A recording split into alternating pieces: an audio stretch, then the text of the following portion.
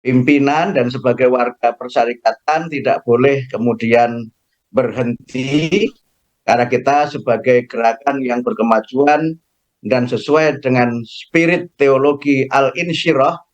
Kalau Azaki ini menulis buku teologi Al-Asr itu, Pak Haidar Ketua Umum dalam berbagai kesempatan menjelaskan tentang teologi Al-Insyirah, yaitu sebuah spirit gerakan yang dibangun berdasarkan ayat-ayat di dalam surat Al-Insyirah, surat yang ke-94.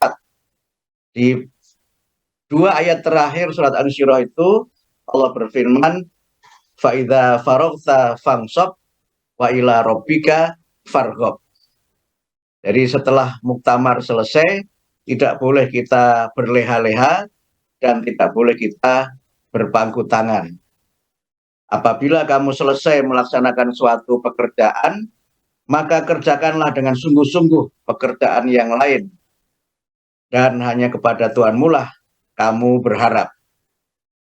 Kalau saya sedikit mengutip dari tafsir Al-Maraghi, dua ayat itu mengandung dua pengertian penting. Yang pertama, Al-Maraghi menjelaskan bahwa kita hendaknya senantiasa bersabar dalam melaksanakan sesuatu, karena di balik kesabaran itu akan ada kesenangan dan kebahagiaan. Tapi fa'idza faraghta fansab juga mengandung penjelasan menurut Al-Maraghi agar kita ini senantiasa konsisten dan kontinu melaksanakan kebaikan-kebaikan dan konsisten untuk melaksanakan apa yang menjadi tugas dan tanggung jawab kita. Konsistensi dan continuity itulah kunci untuk kita ini menjadi individu dan menjadi pimpinan dan menjadi warga persyarikatan yang maju. Dan kemudian di penutup ayat dijelaskan wa ila rabbika farghab, dan hanya kepada Tuhanmu lah kamu berharap. Kita bekerja bukan untuk mendapatkan pujian, bukan untuk mendapatkan kedudukan, bukan untuk mencari jabatan, tapi untuk mencari keridhaan Allah. Seperti yang tadi juga sudah disampaikan oleh Profesor Haidar di dalam iftitah pengajian kita ini. Karena itu maka kita kemudian hendaknya senantiasa terus bergerak. Kita punya energi, tapi juga harus ada renewable energy. Harus ada energi yang terbarukan. Nah, karena itulah maka energi baru itu bisa saja kita kembangkan berdasarkan apa yang sudah kita capai. Keberhasilan itu sekali lagi merupakan energi potensial untuk kita ini bisa lebih melejit lagi, lebih maju lagi. Tetapi juga keberhasilan itu kalau kemudian tidak kita lanjutkan dengan bekerja lebih baik lagi, itu bisa menjadi awal dari disrupsi. Salah satu jebakan dari kesuksesan itu adalah kita ini berada pada zona nyaman.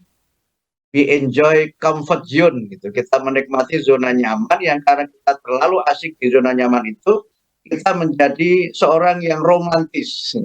Seorang romantis itu seorang yang hanya mengenang kebaikan-kebaikannya, mengenang sesuatu yang indah-indah, tapi terlena bahwa ada tantangan yang sangat berat di masa depan.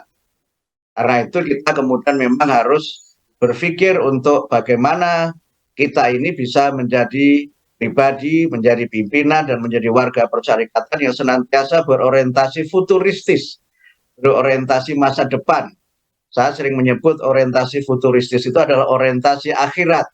Yang orientasi akhirat itu adalah orientasi di mana masa depan itu harus lebih baik daripada masa lalu dan masa kini. Saya sering menafsirkan walal akhiratu khairul laka minal ula dalam surat Ad-Duha itu dalam pengertian masa depan, our future itu harus lebih baik daripada masa lalu dan lebih baik daripada masa kini.